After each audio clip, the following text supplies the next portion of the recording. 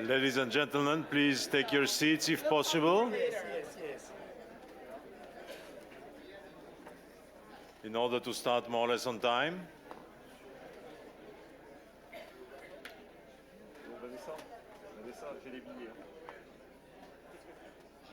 I have been told by the organizers that the panel has got what it lost at the beginning, it will recover at the end, so we're going to finish at 1:30, if I'm right. So we are here for 1 hour and a half to discuss the topic you have seen: finance, ethics, sustainability, and the common good.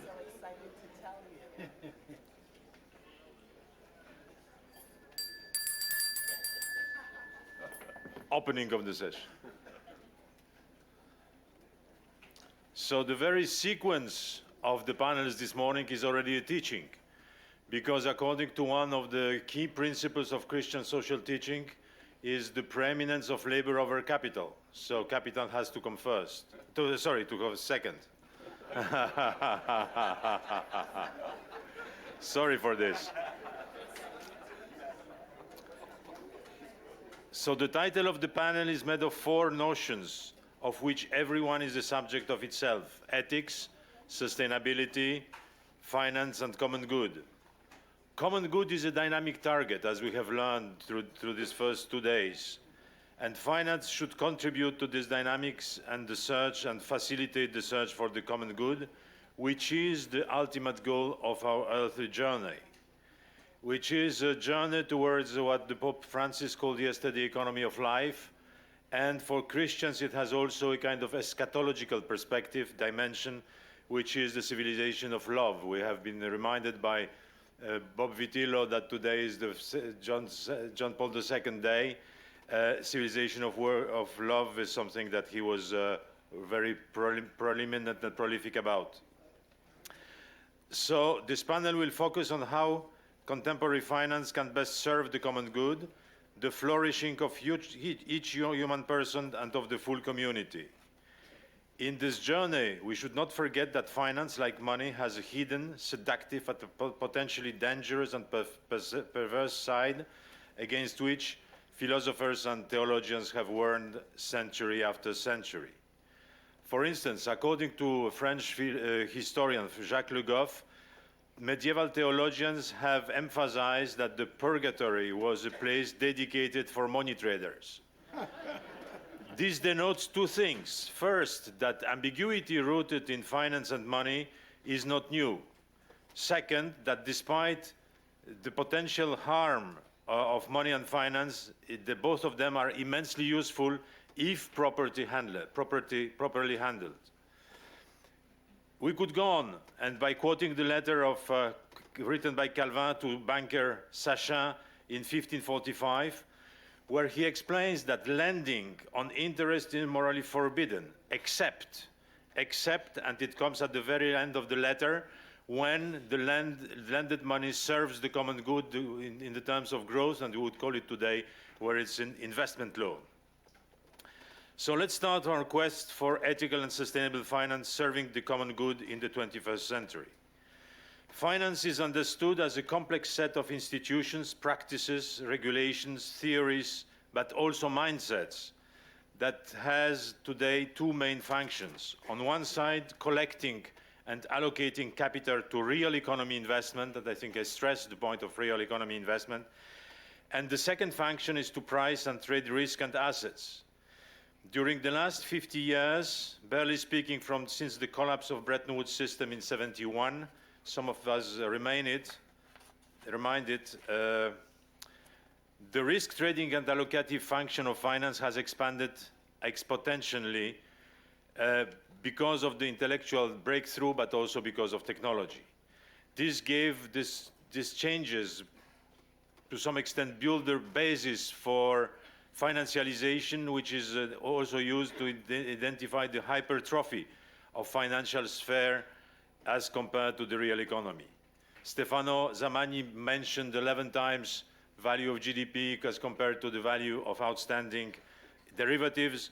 We can have another comparison. If we take the total value of financial assets, is about between 6 and 7 times the world GDP. So for each unit of GDP, there is about 7 or 8 units of financial assets circulating in the world. The question this panel has to address is how planet finance, for a lack of a better terminology, can contribute to the today's challenges as depicted by the UN-endorsed SDGs and climatic urgency. We are privileged to have on this panel 4 actors of finance. Each of them knows the whole lot about intricacies of finance and the economy, but none of them is pure technician, not to say a technocrat. What they have in common that they were always acting with purpose. They convey meaning to what they do. They care, to use the word that was at the center of last panel. You have a detailed CVs, impressive CVs in the brochure. I'm not going to introduce them at length, but only briefly. So we'll start with Bertrand Badré, former managing director of the World Bank, former civil servant and banker, today at the helm of a private equity fund devoted to sustainable finance project. Then we will turn to Nili Gilbert, who will take the floor after Bertrand. Nili chairs advisor expert panel to the 100+ trillion financial assets that have committed to sustainability at Glasgow COP26. She is also co-founder of an asset management firm, the largest US asset management firm owned by women. So Nili will focus on climate finance nexus. Then we'll give the floor to Jean-Baptiste de Franssu, who is since 2014 chairman of the Istituto per le Opere di Religione, the so-called Vatican Bank. He sits on the number of other financial boards and institutions, and Jean-Baptiste will draw on his experience, but also on the Christian social teaching to tell us how to set the principles of Christian social teaching in motion in finance, in search of common good. And we will finish this first statements by Roland Decorvet, who will take over from Jean-Baptiste de Franssu. Roland has more than 20 years experience of CEO in agro-food multinational business in countries like Pakistan, China, Switzerland, and today South Africa. He has also, together with the whole family, spent 2 years at the helm of a Mercy ship, a floating hospital providing medical support for population in Africa. Now he started an impact company investing in agri-food in Africa, Alpha Talents Africa. We'll then have time for a larger debate, partly around the questions around the panel and with you, the audience. So I ask each of the panelists not to take more than 9-10 minutes maximum for their initial statement in order to tell you what are the perspective on different subjects that I just mentioned, starting from Bertrand Badré. Bertrand, floor is yours. Thank you very much, Paul, and thank you, Bruno, for inviting me. I think it's a first proof of courage to put finance at such an high place in the agenda. So thank you very much. I feel grateful to be able to exchange on this very interesting and difficult topic and controversial topic with such a distinguished set of co-speakers. I think courage to change is something that applies particularly well to finance, as an echo to the words both of the homily yesterday morning and of the Holy Father we all heard yesterday. It's also an echo to one of the greatest economists, Saint Therese of Avila. Saint Therese said, money is a dung of evil, but an amazing manure. That's precisely the paradox we have to handle and to deal with today. And that's with that in mind and with the heritage of more than 100 years of Christian social thought that I'm very happy to discuss how serious we are about changing finance and avoid repeating the mistake of the past. And in particular, we've spent many days, months, and sometimes years over the past 2 years during the pandemics to discuss the world after. And there is a word that I don't like, but which has been kind of prospering, from the French writer Michel Houellebecq. Michel Houellebecq said, don't spend too much time discussing the world after. It's going to be simply the world before, but worse. So I hope that we will demonstrate that he is wrong. But let's face it, it's a tough challenge, in particular as far as finance is concerned. So we are facing a multifaceted crisis. we are somewhat lost vis-à-vis everything which we are considering today, from the war to the pandemic to the social, economic, geopolitical crisis. But before moving to potential solutions, I think it's important to know where we come from. Paul alluded to that a few minutes ago. The discussion we're having today kind of started 50 years ago, around 1970, 1971, and 1972.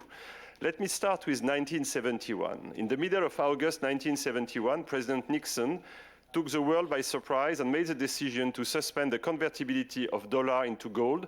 It was a temporary decision, but 50 years later, we're still there.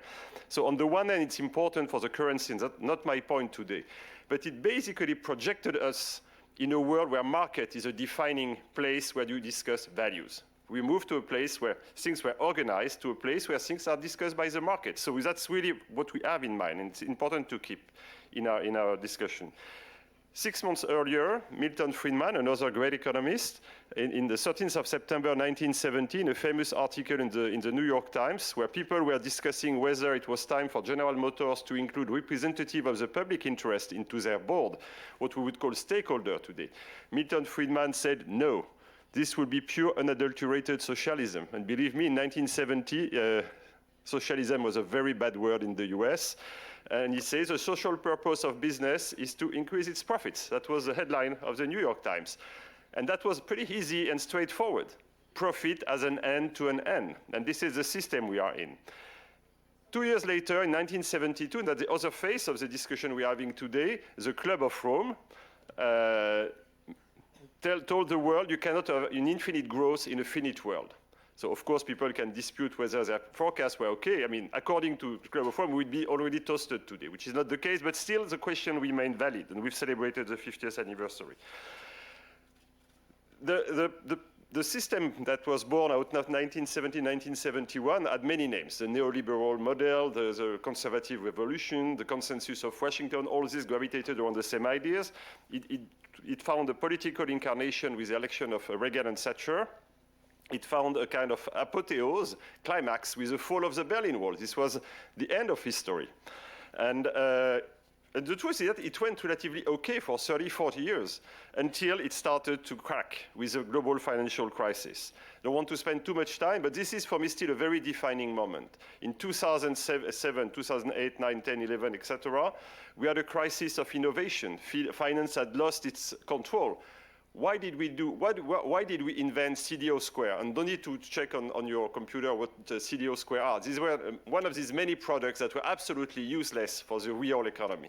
But we did that. It was a crisis of regulation, but it was not an accident. The absence of regulation, or what the Anglo-Saxon called the light touch regulation, was a defining part of the model.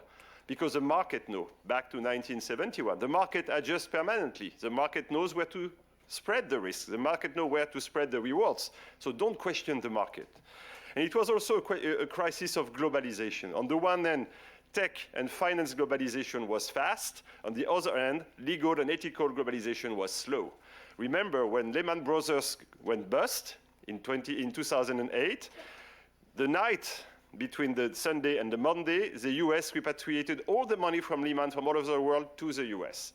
The governor of the Bank of England, Mervyn King, at that time said, when Lehman went okay, it was a global company. When it died, it became American again. That was the real name of globalization. So what have we done? What have we learned since? We've not done, I mean, the good news is that we are still there to discuss. So it's not that bad. But it could have been way better.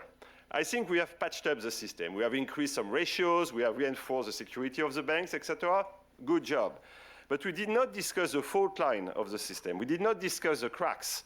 And that's really where we have a miss. And I was part of all this conversation. We faced, however, a miracle in 2015. You also alluded to this. In 2015, all the countries in the world, we tend to forget that, but everybody is committed to the Paris Accord on climate, of course, the Sustainable Development Goals adopted in New York in September the same year, and less well known, the Partnership for Development adopted in Addis in July that year. So in 2015, you had like a miracle, a breath of fresh air, say, okay, all mankind agree to go in the direction of a sustainable, resilient, and inclusive economy. That's really the framework we agreed to. That's the roadmap we agreed to. And that was okay. I mean, it was very difficult to say no to these noble objectives. The big question is, how do you get there? How much does it cost? Is the system fit for purpose? And that's really the question that was not addressed at this time. We believed that the invisible hand would find its way, that the market would work okay, that you have some pioneers that start and that the crowd would follow. The reality is that today, 7 years later, post-COVID, in the middle of a war, with this multifaceted crisis I mentioned, we have diverged from the objective. We have not moved in the direction. We thought it would be a smooth transition. People say, oh, you know, just make an effort of 1-2% per annum. You cross the beach, and then after 30 years, you open your eyes and you're done. But we just realized that 1 or 2% per annum is a big thing. Remember the COVID, 5%, it took to stop the whole world to get to 5% less of carbon emission. And you have to do this every year for 20 or 30 years. So it's not a transition, it's a real transformation of our model, and we just start to realize how deep this transformation is. And so basically when Xi Jinping and Barack Obama in the fall of 2015 shook hands, I believe, like many, that it was the beginning of a new cooperative era. I was wrong. It was the end of history. After that, we had Brexit, we had Trump, we had all the events, you know, I mean, in most of our countries, the polarization, the fracture, and the growth of selfishness. The G20 is likely to be a disaster, the COP is unlikely to be a success, and we know that we've not very little progress in the commitment we made. Our operating system, let me call it the Friedmanian operating system, is still the same. And it's even worse because it's in the context of a growing social and environmental concern. The fault lines are still there. The selfishness is growing. Remember, at the beginning of the COVID, on the one hand, the UN and the World Bank say we need $2 trillion for the poorest country. On the other hand, the G20 met and say, well, we grant 14 billion, 1-4, of temporary interest rate relief. 2 trillion, 14 billion. That's the reality of this world. Let's face it. We are in the middle of a digital acceleration, in the middle of growing incomprehension. I mean, for our African friends, 2 years ago, people say, oh, don't search for natural gas, it's bad, it's fossil fuel. Now, of course, Europeans have a problem with natural gas, so they go back to Africa and say, hey, guys, why don't you go a little faster with natural gas? And you have many examples like this. So that's the reality of this world. So we need to change the operating system. That's the reality. We can pretend we do a number of things. That's easy. We can commit on stage. We have all these big commitments. And I think it's important at least to socialize the idea. But I think unless we really touch the fundamentals, the accounting principles, the fiduciary duties of the companies that manage your money, the compensation policies, the governance of the companies, the prudential policies of central banks and so on and so forth, we'll not get there. I'd like to quote one guy I like a lot, Colin Mayer, was a former dean of the Oxford Business School. He said the social purpose of business is not to increase its profits. The social purpose of business is to find profitable solution to the problem of this planet and its people. It's not to make profit an end to an end. It's to make profit a mean to an end. And so profit is necessary. We all know this as businessmen. It's a necessity, but it's a necessity provided it's legitimate because it's addressing real issue of this planet and these people. So far, except for Elon Musk, we don't expect to escape this planet in the near future. So that's important. And I think we should also be inspired by everything the church has been writing for more than 100 years. And at least this is one source of inspiration. I think it's really to discuss what is profit. When you ask your kids what is profit, they will say it's revenues minus cost. I mean, this is a grocery shop. True. But I've been CFO of large organizations for many years. There are many ways to discuss revenues, and there are many ways to discuss cost. Profit, for me, is a social norm. We can change the social norm. There is nothing wrong in changing the social norm. How do you define revenues? How do you define cost? And so profit is more a performance issue than just a figure, a calculation cast in marble. So I think it's time to open the hood, to take our toolbox, and to work on all these norms that makes what is economic life today. Everything I mentioned, of course, is boring. Of course, it takes time. I know I'm French, and when I say that, I say we need a revolution. People say the French, they love revolution. They take the Bastille, they abolish the privilege, and they think they are done. You know, as a matter of fact, to say grand soir in English, you say grand soir. So I don't know how we translate this. No, it will not be a grand soir. It's a long-time effort. We need 15, 20 years to get there because we need to work on our model. And it's even more true for finance. Financial industry has been built since the 1950s around, the Chicago again, like Friedman, around the couple risk-return. That's a bulk, the heart of finance, if I can say that finance has a heart. That's the heart of finance, risk and return. We need to change the formula. We need to complete the formula. It's risk, return, and sustainability, risk, return, and impact. We have to complexify the model. So now we move to something called ESG. We discussed that with Roland yesterday. ESG, for those of you who are not familiar, is a taking into account of environmental, social, and governance issue by the people who manage your money. So you say you manage money under ESG. That's something you might have heard. So the good news is that everybody is talking about it. People say there are $50 trillion which are managed according to ESG principle. The problem is that it's still very confusing. If $50 trillion are managed according to this principle, yes, we should be done. The world should be saved. It's not the case. So we need to go way further. It's not just about few KPIs. It's not just about having an electric car. We need to go to impact. We need to go to something which is really, what do I want to do? How do I make a difference? Am I ready to be tested against my commitment? And can I be audited? It cannot just be fluffy words saying I'm going to change the world, etc. It's tough. The difficulty is that there is no master of the world to impose this on us. In 1970s, the US can change the world. They say, this is it. And that was it, the consensus of Washington. There is no master of the world. In the US, it's still being debated in courts. In the US, we have 1,500 companies which are sued for climate inaction and 1,500 companies which are sued for too much climate action. I don't know how they will go. Europe is building a big bureaucracy, a big norm. That's what Europe can do, which is probably good, but with many risks, and not to mention China. So the risks are too much bureaucracy, too much of a burden, not understood by people. The risk is of a fragmented world where you have different standards and people, because common good is a tough word, it's not a universal world.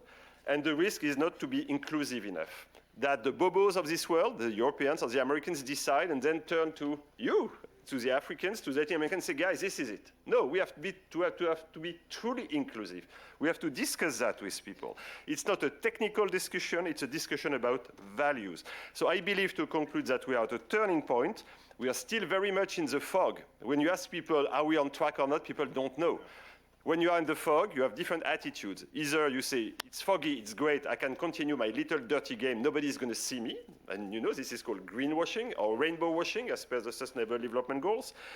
You have a kind of silent majority who say, I don't know where I'm heading to, so I'm trying not to be caught by the police, and I'm trying to do things, and I don't want to be caught on Twitter for a reputational issue. And of course, you have us, which we know in the fog, we have a compass, and we know where to go and navigate the fog. And I think this is important. I'd like all of us, including me, to leave this room being comfortable with our compass, that even with the fog, we can find our way. It's not necessarily a straight line. We know we have to navigate, but it's great because we have this compass. And that's what I've tried to do with my company, but I don't want to be too commercial this morning, so I leave it here. Thank you. Thank you very much.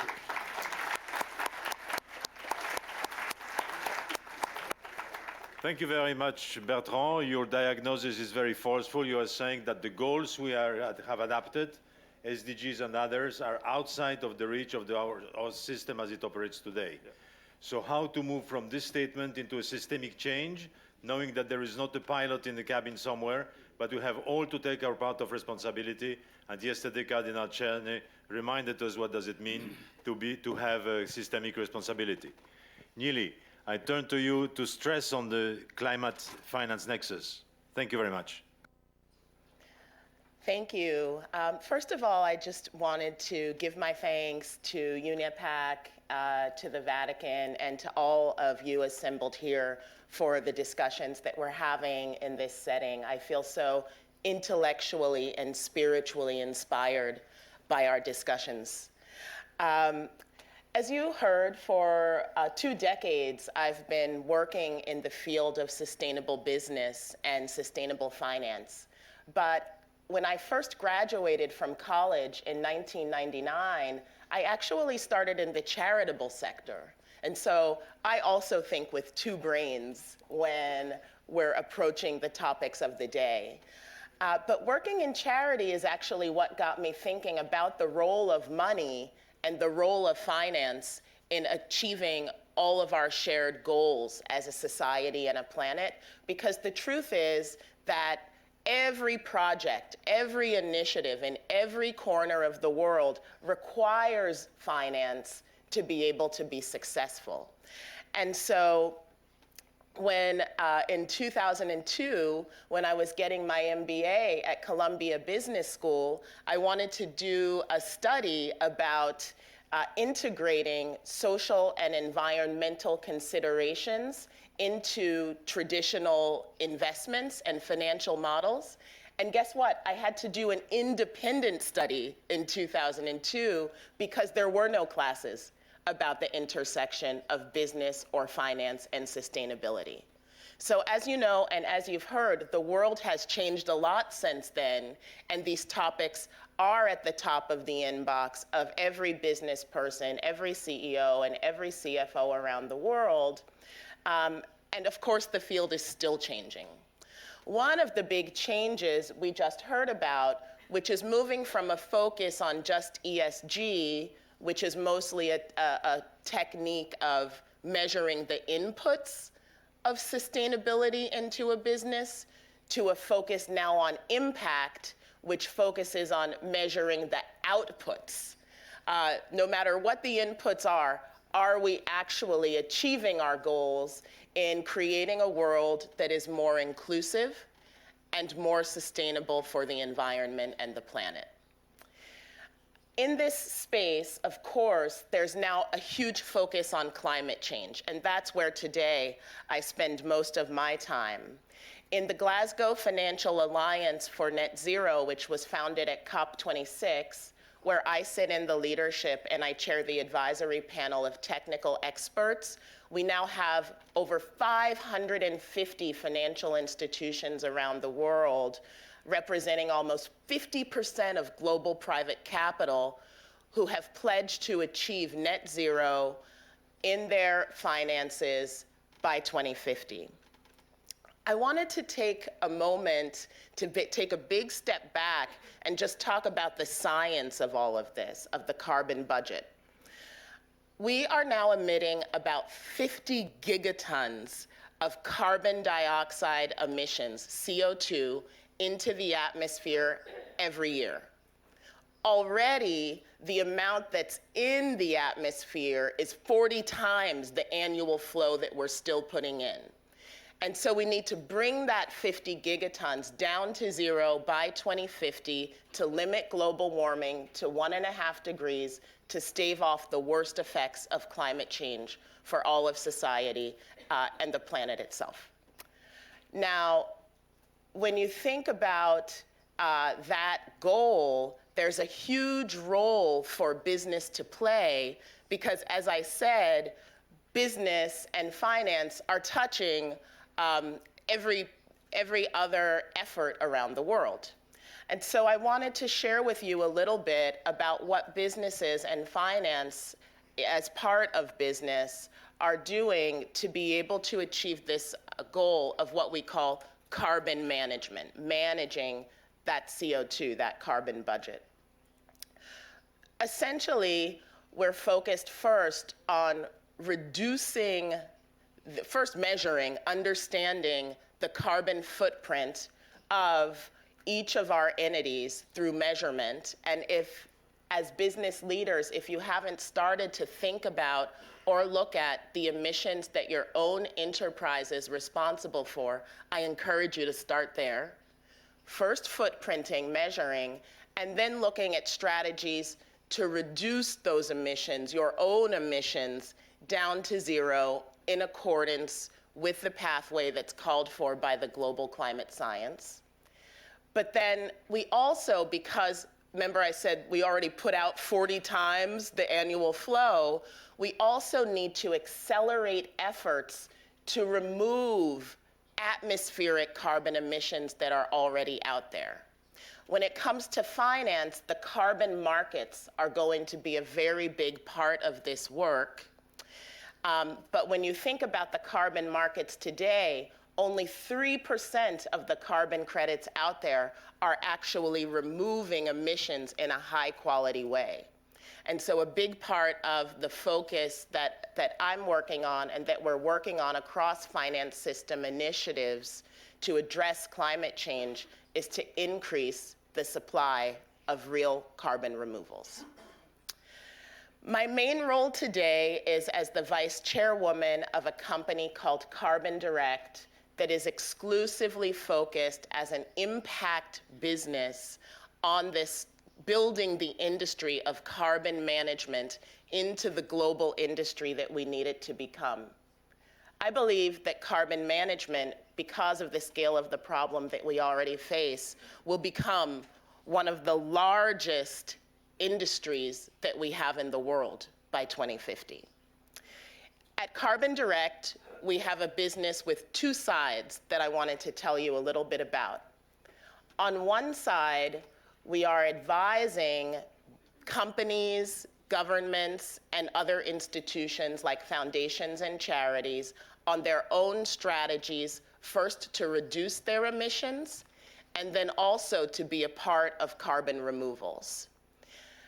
We also are involved in finance as investors, investing in private growth companies that are developing technologies to be a part of this carbon management challenges that we face ahead. Think about technologies like capturing carbon emissions at the point that they're produced in heavy industry manufacturing processes, technologies to remove carbon from the atmosphere, technologies to develop future fuels like green hydrogen, sustainable aviation fuel. And then because we're gonna have to be capturing so much carbon, the circular economy of carbon itself, strategies to use captured carbon to produce other inputs for the global economy that traditionally have used petrochemicals. When you think about investing in climate solutions, you see the future of what finance and investment needs to be when it comes to global impact. We focus on the outcomes, where we want society to go, and then what we can do with our capital, our financial capital, our human capital, and our social capital to be able to push it there with urgency and speed. And then, of course, at Carbon Direct, it's a young company. Carbon management is a young industry, unfortunately. And so I wanted to reflect also on what Professor Stefano Zamani told us earlier this morning about the role of entrepreneurs in driving change. Of course, it's very hard for big companies to truly change their core business because it's their core business. They're not set up to disrupt easily the system on which they sit. This is why entrepreneurship has such an important role to play in building the future of the economy and the world that we want to see. But you also have entrepreneurs and companies like us at Carbon Direct that then partner with huge institutions and being like an engine of nimbleness and speed and change that can help drive the bigger system to where we want it to go. Of course, I've talked a lot about science. I even mentioned CO2. I'm talking about molecules. But climate change is not only an environmental problem. This objective is tied to our humanistic goals. The truth is that the poorest communities among us, both the poorest countries as well as the poorest within rich countries, have contributed the least to climate change, and they also stand to face the worst outcomes from its effects. And so when you think about the climate challenge ahead of us, also consider that this is a big social imperative. Within this imperative, we have two things that we want to think about. Of course, protecting the worst outcomes, protecting the downside by managing carbon emissions in the way that I just described.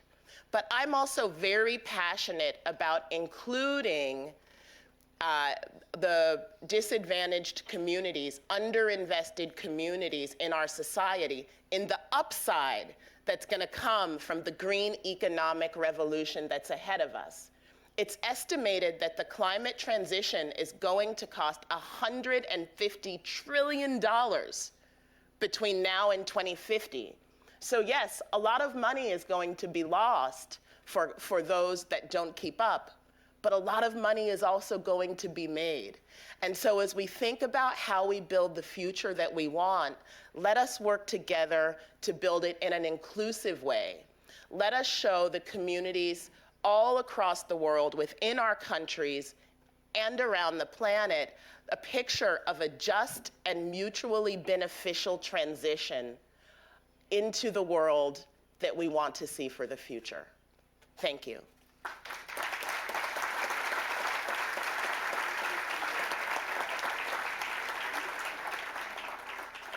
Thank you, Nili. It was very interesting that you stressed two things, I think. First, the inertia in the system, not only in carbon emissions, but also the inertia of the system and how difficult it is to change the system because of this inertia.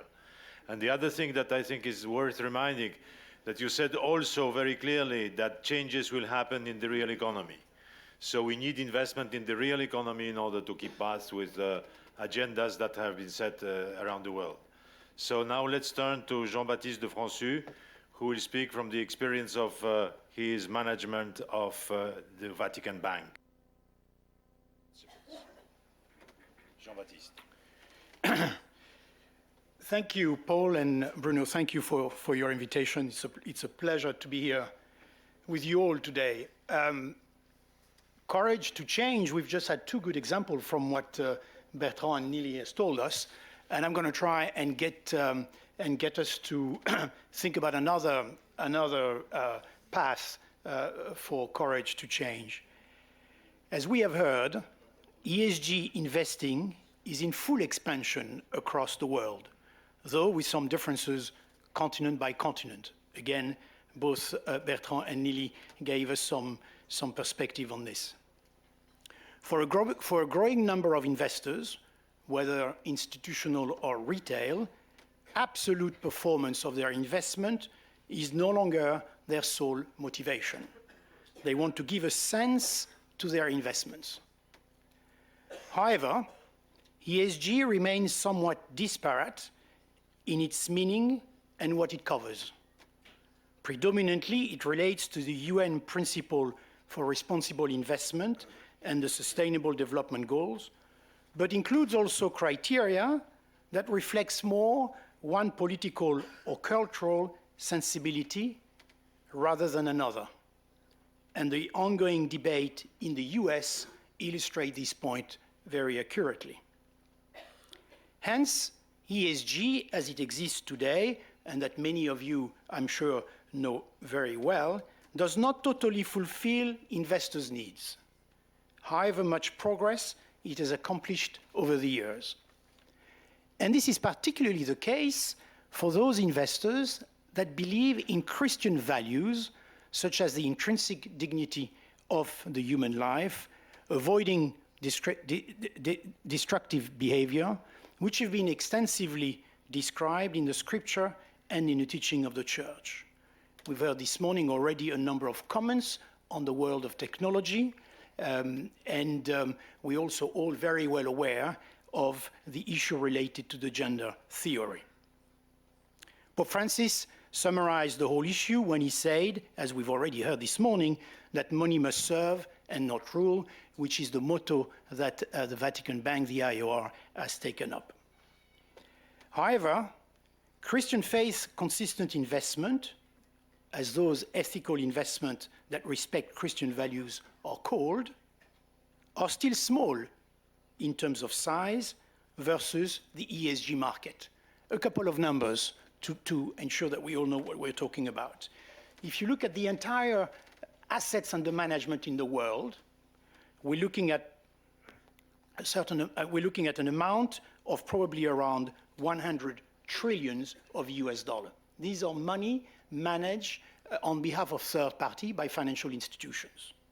Of those 100 trillion US dollars, we believe that in funds, there's probably about 20 trillion invested in ESG product. That is about 20% of the total. By the way, it grew at an extremely fast rate since the years 2010. But if you look at the faith-consistent investment with Christian values, we're probably looking at only 200 or 300 billion US dollar, and that is about 1% of the ESG market. However, and when one tries and evaluate in Europe alone, what is the size of what could be called the Christian capital, in other words, capital detained by people that are Christians and that practice their Christian faith, or institutions that are related to the Christian faith, there are about 800 billion euro, and this is very similar to what exists as well for the Christian capital in the US. So if we only take Europe and the US, we're looking at about 1.6 trillion of potential, of a size of a potential market, which would be 10% of what I just quoted being for the ESG. In other words, whilst there is a potential of 10%, we are only today seeing the Christian capital having an impact on financial market for 1% of their total potential. This gives a sense of the impact that Christian faith-consistent investing could have if all Christians went beyond ESG to invest in some products that respect their faith, which is, you would agree with me, pretty basic. And beyond the role of being a good manager, beyond the need to strengthen one's commitment towards the noble vocation of being an entrepreneur, as mentioned by Pope Francis when he received you in audience yesterday, we therefore all need to become better investors. This is what we have tried to do at the Vatican Bank, and the IOR has embarked and is today in a very advanced position.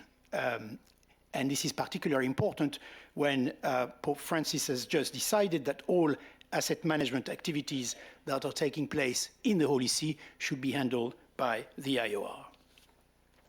So we can certainly transform our individual savings, our pension funds assets, the financial wealth of our enterprise into a missionary capital, a capital that defends our value, a capital that can have the impact that we believe in the financial markets and make a difference to help transform our society towards greater goals and meaning. To conclude and insist really on this issue of the need we have to become good investor following our faith, let me just conclude by saying that Jesus often criticized the contradictory gap between what was professed in the synagogue and what was actually happening in the village of Galilee. This gap must run very deep because nearly 2,000 years later, the Second Vatican Council identified a divided life as one of the most serious errors of our life, i.e., the lack of connection between the faith we profess and how we act. With a Christian faith-consistent approach in the management of our investments, financial investments, we will better live the social implication of faith. And that, ladies and gentlemen, requires courage. Thank you very much.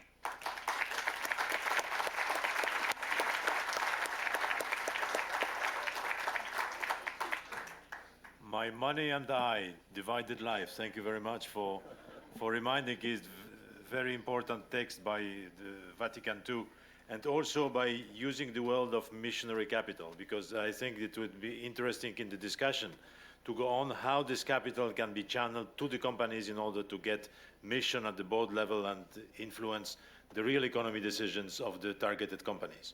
But that's for the future conversation. Before that, let's finish the round of preliminary remarks with Roland Decorvet, who is he has a real economy experience of industrial manager in different countries I have mentioned, and today working in agro-food sector in Africa. Roland, the word is yours. Thank you, Paul. Indeed, I'd like to warn you, I'm very simple entrepreneur, and I'm going to share a few basic ideas, however, with real examples. And being Swiss, I will try to stay very pragmatic. A couple of thoughts first, which just to set the picture straight. The subject is ethical and sustainable finance. I'd like to make it clear that in my view, a truly sustainable company is only sustainable as long as it makes money. We can debate how much money, but I cannot give something I don't have. So first of all, any company needs to be profitable, at least long term. Secondly, for this profit, this given profit, to be truly ethical, this profit must benefit all stakeholders. We can again debate how much to whom, but company must make profit, this profit needs to be shared. And one of the questions we're having here is how much is enough profit?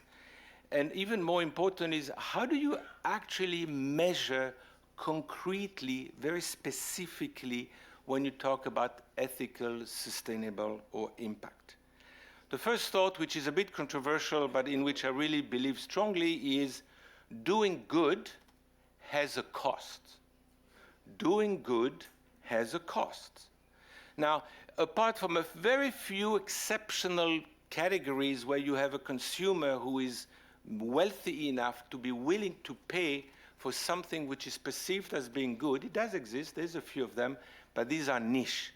The majority of the people are not willing to pay, and most of the industries do not provide. So anybody who's telling you doing good has no cost, or doing good with me you can become very rich, these people, in my modest experience, most of them don't know what they're talking about at best, and at worst, some of them are lying because they're trying to sell something which is mostly air.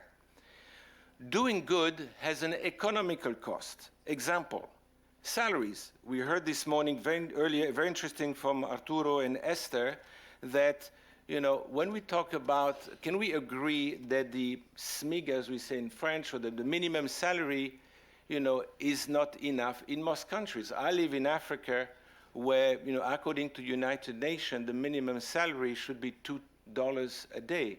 I challenge anybody who ever thought that to actually live with $2 a day, and then we'll meet again in a month.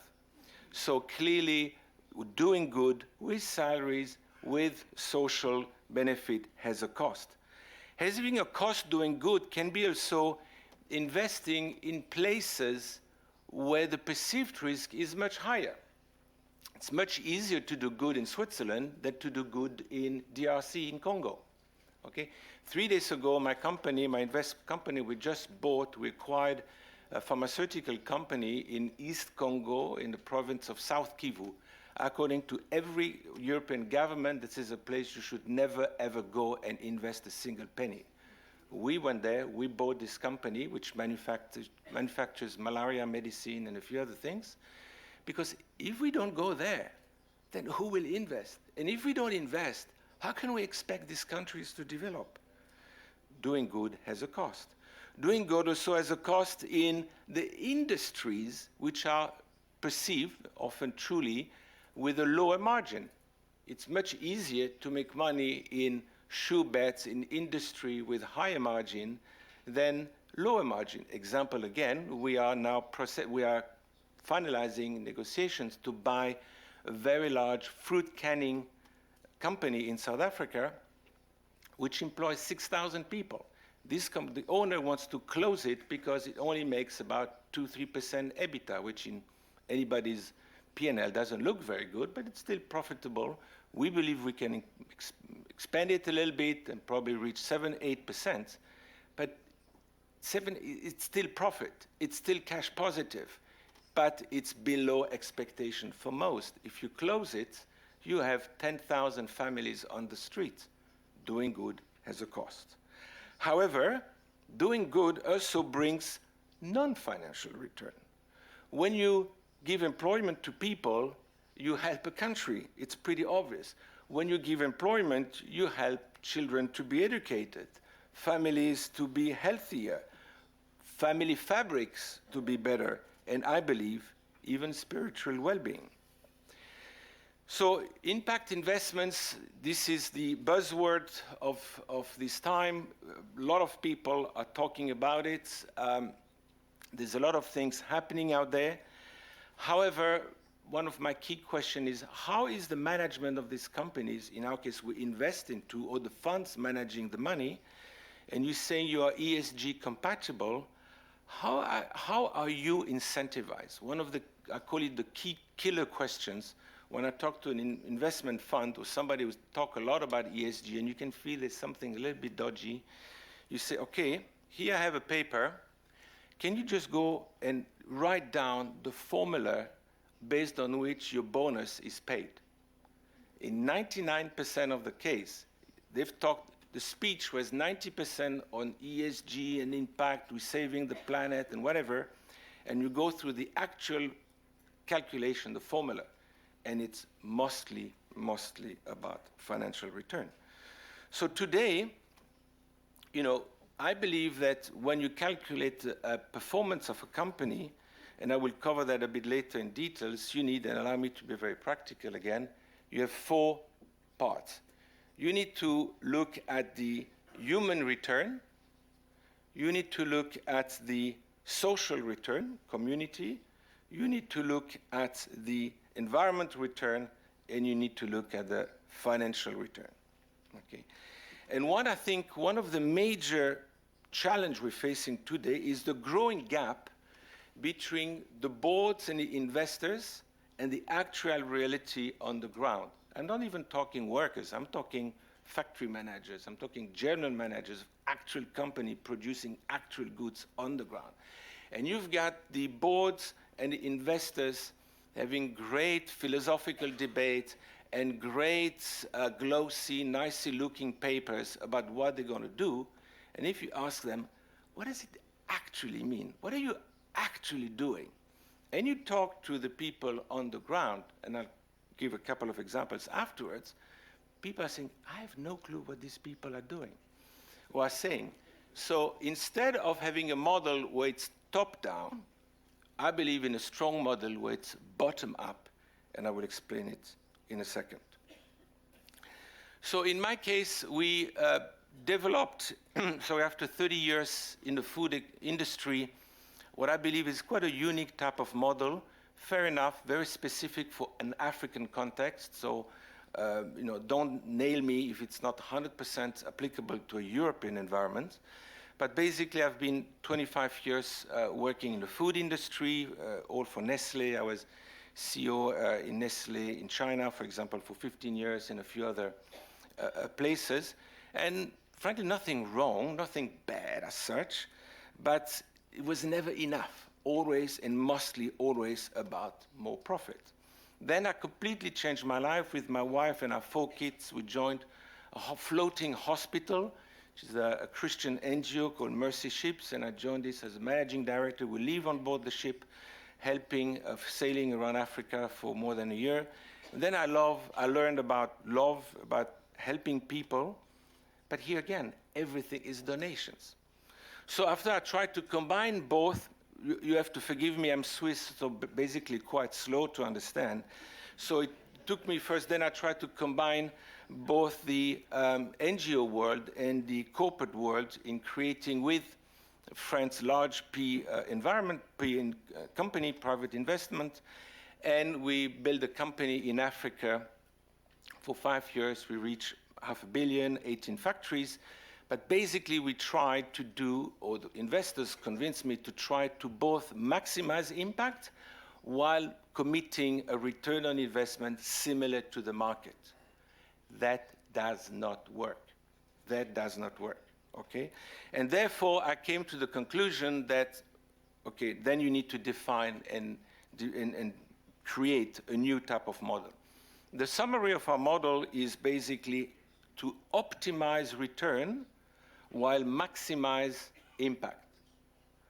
Optimize return, which means neither maximize nor minimize. Optimize, and I'll cover in a moment what does it actually mean to optimize. and maximize impact. So we created a new type of investment fund, in our case dedicated to food processing in Africa, which I believe is where some of the bigger, better, larger opportunities lay, except you can only do them with a lower expectation in return. And this is the main reason why very few capital is moving into Africa. So in our case, optimized return is a target, to be very clear, of 7% net in dollars over a period of 20 years, $7 per year, 7% per year, but the fund is a 20 years fund because I believe also you need long term. And to do that, to really embed this concept, we created what we call the 4 pillars, not of wisdom, but the 4 pillars of value creation, okay? So for any company has to focus on 4 outcomes, like I said, human, social, environment, and financial. Each of these pillars has the same weight, should have the same value, should be rewarded with the same equivalent weight. And under each of these pillars, to be again very practical, we have 4 KPIs, 4 you say KPIs for those who don't know, indicators. So for example, people, lots of companies say we are helping the world and we are helping people and whatever. What does it actually mean? So here, I invest in this company, Mr. CEO. From now on, I'm going to measure you on 4 KPIs, 4 criteria for people. Number 1, how many jobs did you create last year? I worked 30 years for companies who told me the fewer people you have, the better. No, I'm sorry. Now, we don't want to go into a cold system where we have thousands of people doing nothing either, but that's why you have the financial to balance. But how many jobs did you create? How many training hours did you invest into your staff in terms of growth? How many people, again, this is not relevant for Europe, but certainly for Africa, how many people in your company have a full medical coverage? Company I just went to in Bukavu, East Congo, to have a full medical coverage for somebody is the difference between life and death. This is not just a nice to have, okay? So that's one example. Social, again, bear in mind we are an agriculture, food processing company. So for the farmers, how many supplies growth did you get? How much training did you give to these farmers? How many of all the farmers you are getting thousands of supply, because usually these are big companies, have running water? How many of the children of these farmers are going to school? Environment, example. Again, I was in Congo recently and I wanted to ask the management, educated people, what's your carbon footprint and what are you planning to do? They look at me like, what are you talking about? You know, and I'm not saying environment is not important. What I'm saying, can we please translate what we want to achieve? To lower the carbon footprint is not a strategy, I'm sorry. That's an outcome of a strategy.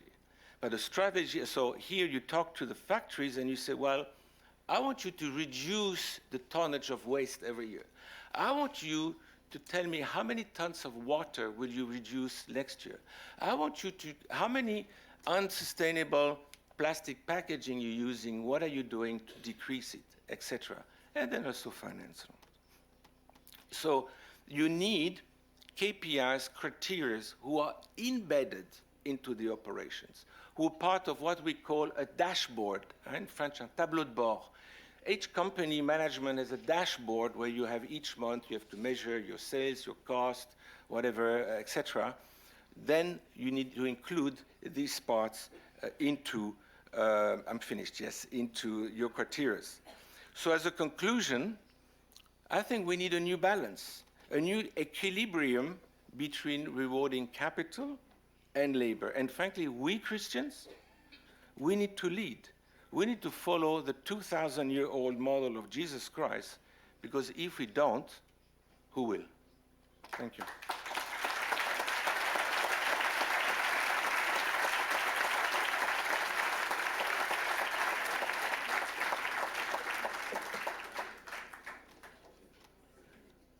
started by saying that we need a systemic change because the system is weared out. We have many entry points, and the final one was at the management level, at the very, let's say, basic level of transforming reality, which happens in every enterprise.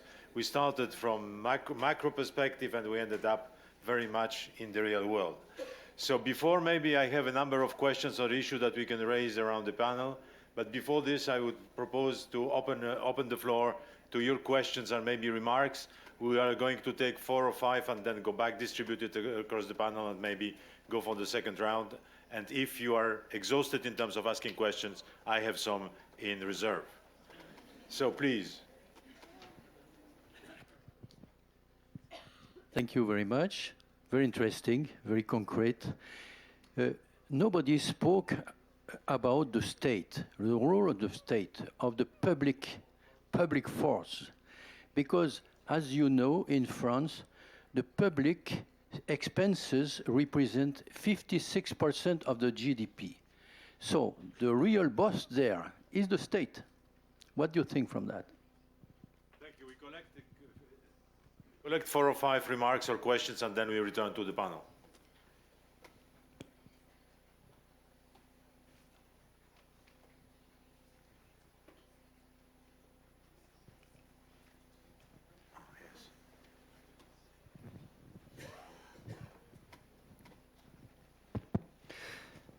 Thank you for the participation. I think one of the items we have been discussing is about employees and everything, and what that's mean. In the first panel, we were talking about that.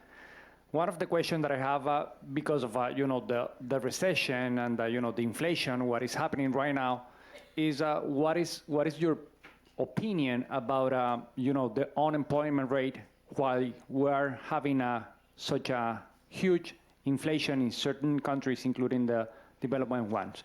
Are you considering something like a NAIRU? I mean, the non-accelerated inflation rate and unemployment, sort of? Thank you. Other remarks? Yes, up there. There is one mic circulating or more than one? One. It's coming.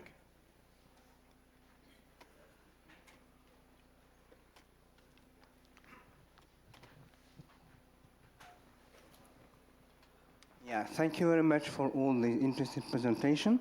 I have just a global question for you. As you know, there is Islamic finance. Can't we, from now on, establish what would be a Christian finance? Thank you. The other hands around? There is one hand here. 2. We take 2 more and then we go back to the panel. Okay, so maybe start here and then we're going to finish here. En español, luego se los traduce, ¿no? Hoy día tenemos no nomás la competencia en un país o una región, sino también en mundial.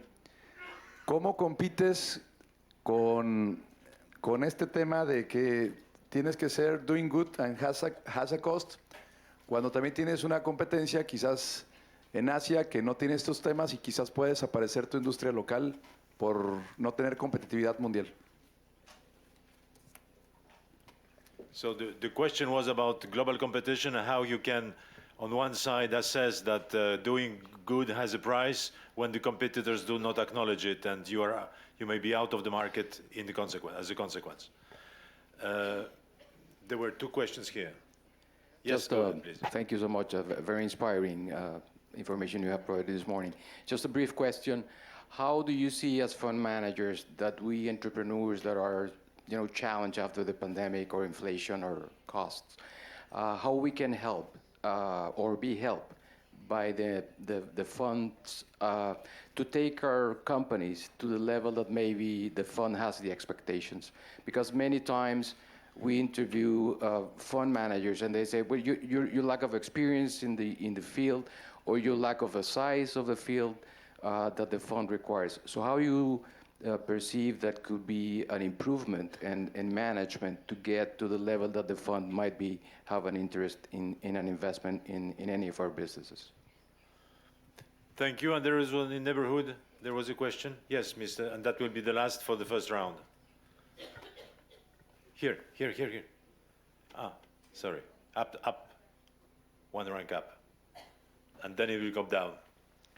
Yeah, I think we would not have all those discussions if we were making more money doing good than not doing good.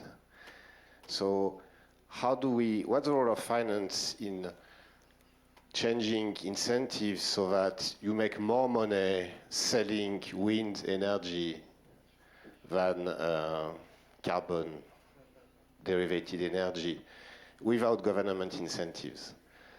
How do you create a world where you make more money selling biofood than fertilized food?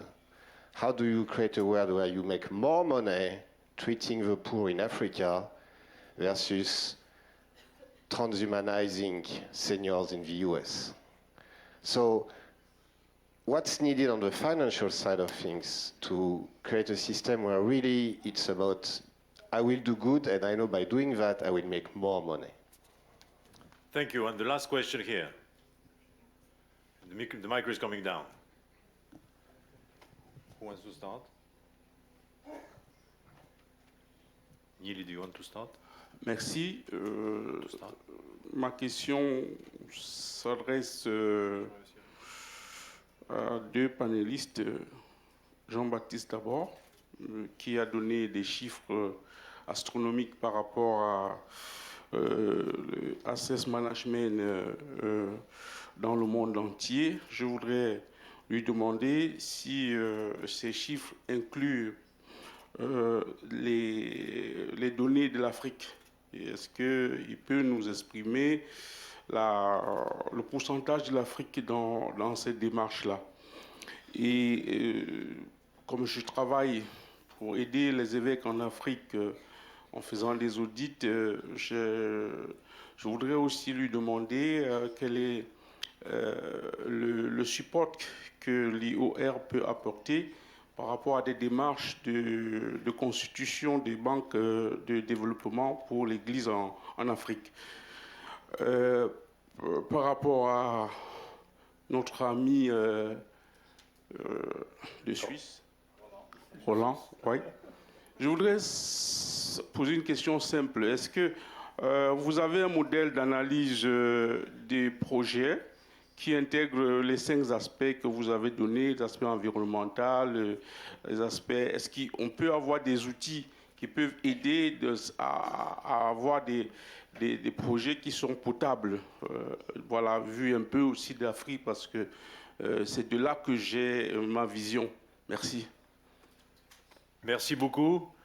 On avait des questions. We had questions that refer to specifically to one or two of the speakers that are broader than this. So I propose that the speakers pick up and choose what they want to answer, starting by Nili. Could you, and then we move this way. What do you pick and choose? So first of all, I'd like to reflect on the role of the state. For the Glasgow Financial Alliance for Net Zero, public policy engagement and our public policy call to action is one of 3 key pillars of the work of the Alliance. And we always say that while it's important for private sector to be a part of the solution, that we'll never be able to achieve our goals on climate, or for that matter, economic equality without the support of favorable policy. We are now seeing positive policy inflections, especially in the climate transition space, most notably in the US. We're very inspired by the new Inflation Reduction Act, which contributes $370 billion or so to the future low carbon economy. But it's not enough. And so people ask me a lot, or you'll see now in the news, people talking about, is the private sector doing too much or overstepping its bounds? And people also ask me the same thing sometimes about philanthropy. We know what we need to do, and we are running out of time. And so as long as policy is too slow to act, there will continue to be an outsized role for the private sector to play. When it comes to how we can achieve all of this in the private sector while driving long-term returns and profits over time, of course, we need to look to policy not only for incentives and pricing, like pricing the externalities of carbon emissions, but we also need to look to the subsidies that still exist for the old economy that we need to transition out of. And we need to do this in a way, one reason that policy is important in the transition is that we need an orderly transition. We say that we want carbon pricing, but right now we're spending at least as much time talking about the affordability of fossil fuels in the current economy. And so we need policy also to support a transition that is not volatile.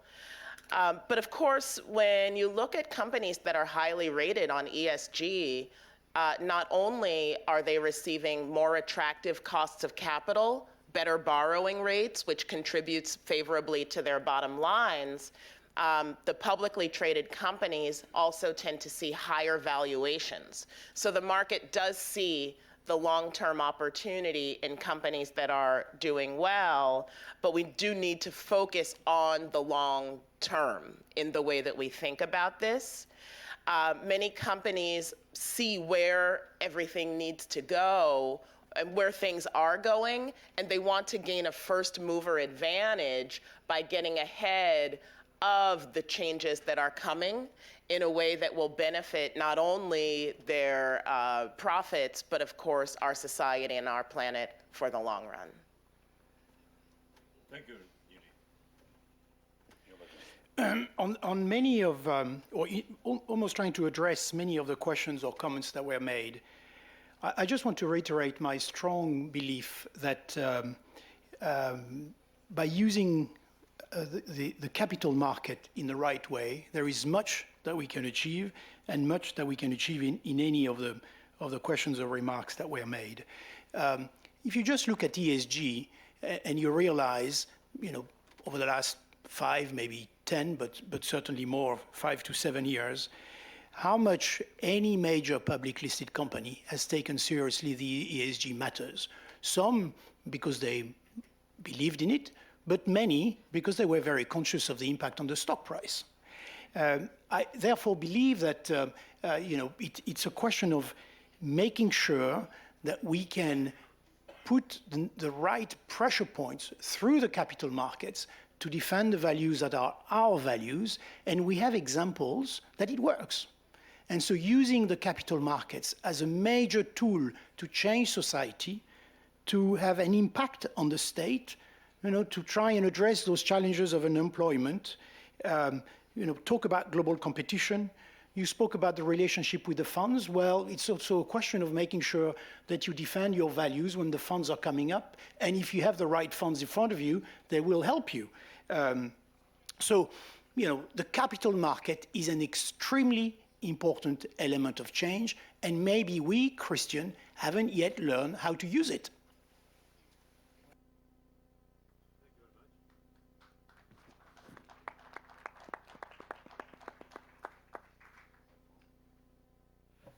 Yes, thank you. First, I'd like to echo what Jean-Baptiste said. The first time I entered into the Christian social thought, I was invited by the Semaine Sociale de France, and actually with UNIAPAC 25 years ago. And my main question is, why is finance never mentioned in any of the big text of the Christian social thought? There was like a taboo on money, except for Teresa of Avila, as I mentioned her. But I think it's less a question today because a number of things have been discussed, but it's still something that we can't manipulate very well, and it's probably ample time that we move more into that. Now, to answer most of the questions from my perspective that I've heard, I often like to describe my present life actually as being made of 2 jobs. My day job actually is to run Blue Like an Orange. That's my commercial page. Which is an investment fund focused on investing in sustainable development in emerging and developing economies, in particular for the timing in Latin America and hopefully next year in Africa. The rationale behind this, and I've been supported by Jean-Baptiste early on in that venture, so thank you, Jean-Baptiste. The rationale was that the battle for climate, the battle for gender, the battle for nature, and all the battles we've committed to will not be won or lost in Brussels, in Rome, in Washington, in Paris. They will be won or lost in Bogota, in Delhi, or in Lagos. And this is not where the money is going. This is not where our skills are put at play. This is not what we are doing today. We are going exactly the opposite direction. And my conviction was that it was possible, to answer your questions, to do good and do well. I know it looks like, again, another marketing thing, but it's true. I mean, you can do good and do well. You can support entrepreneurs, which really change things. The reality of today's world is that the system is neutral vis-à-vis that. They let Roland do whatever he wants. They let me do whatever I want, but they don't provide the incentive, as per one of the questions. You have no incentive to do the good things, and you are not punished because you do the bad things. Because it's not part of the system. It's not measured by the system. That's the system, again, is around money, around financial capital. The rest is not taken into account. You can take it, but it's not part of the accounting system. It's not part of the fiduciary duties of the people that manage your money, and so on and so forth. So that's my day job. I'm trying to do as much as I can within the system. And my night job, and maybe also my day job or my weekend job here in Rome, is to say, well, if we can work on the system itself, then we probably can do something way bigger and way better. And that's really what we should be leaving this place with, the idea of really working on the system, not accepting it. And again, as part of the system, there is this public-private cooperation, Etienne, that you mentioned. Remember 40 years ago, Reagan was inaugurated and says the government is not the solution. The government is a problem. Okay, well, now 40 years later, during COVID, the government is the solution. So whatever it takes, everywhere. It's absurd in both cases. We need to find an equilibrium between the role, as Nili said, between the role of government and the role of private sector and civil society, actually. There's 3 people in the room. So I think we need to work on all this. We need to work on our models. We need to have the business schools work on the financial models to change the risk-return equation. That's a lot of work. We need to discuss expected returns. We need to discuss the perception of risk. I mean, all these things are pretty tough things. And we need, as Jean-Baptiste said, to mobilize people.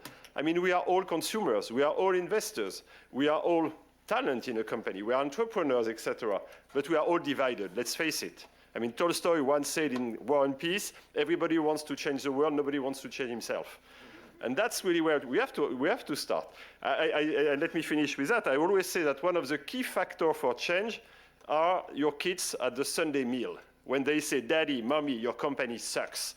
And then the following day, Daddy and Mommy come to the company, and there's the executive committee meeting, and say, I've been insulted by my kids because my company does not do a good job. So what can we do? So we have to maintain the pressure as consumers, as investors, as talent, etc.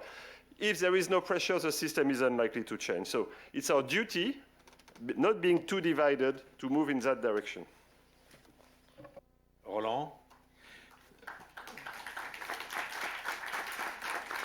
Maybe quickly regarding the, I think, important question of the role of the state. Again, I'm focusing on developing economies. So I would say a very simple statement: give less, invest more.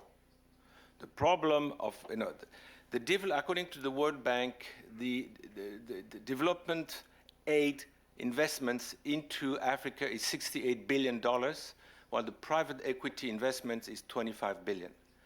Where is this money going? What is it? So stop giving, with a few exceptions, and start investing and being a responsible investor. I think we need to quickly on the question regarding the unemployment. That's exactly the point. What we need as responsible investor is invest in organizations which create jobs. How do we think as Europeans the migrant crisis will end? Do we really think it's going to get better because we hope it's going to get better? It will only get worse, unless, if I'm from Mali, I'm 18 years old, no education, no family, I'm the first one to jump on a boat because I want a better life. You tell me 50% you don't make it, I answer 50% I make it. 100% I don't make it if I stay, unless I have a job. So this is where we need a Marshall Plan, kind of, to basically start investing and starting treating people like adults and not like children. Because my little experience of being a father of 4, if you keep treating people like children, guess what? They'll behave like children. So I think I'll stop here, but overall, I would just like to say that I think as Christian entrepreneur, we are the new missionaries. Nothing wrong. The church still need missionaries, still need priests and so on, but we are the 21st missionaries, and this is our responsibility. Thank you.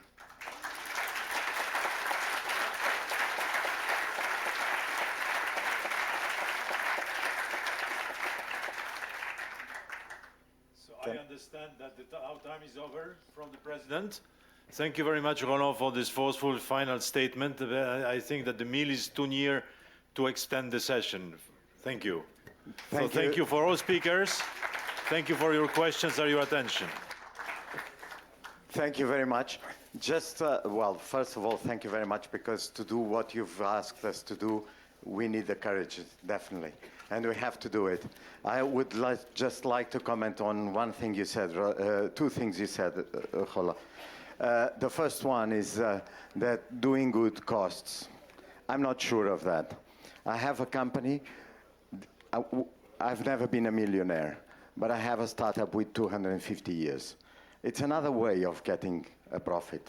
And I think that living for 250 years makes a profit to a family. So if you look to the long term, then you may be profitable again. The other thing is, thank you very much, because I think that the financial industry invented a new language. It was probably important. And you speak about trillions. When I have 100,000 to invest, I don't care, because you're talking about trillions. My 100,000 doesn't affect that situation. So I'm carrying on with the investment I was doing. I don't affect the change in the world. So we have to bring this to the little things so that we can change, and that is probably what you were saying. And I think that we understand better when it comes to our size. If it's so big, we are too far away, so too abstract. I think that this was very important, to taking the courage to change and following your ideas. We need to do it with the phrase that small is beautiful. I think small is beautiful. It's a need for us to go. We will be here again in 2 hours. Please try to be punctual so that we don't finish too late. 3:30. Thank you. Merci.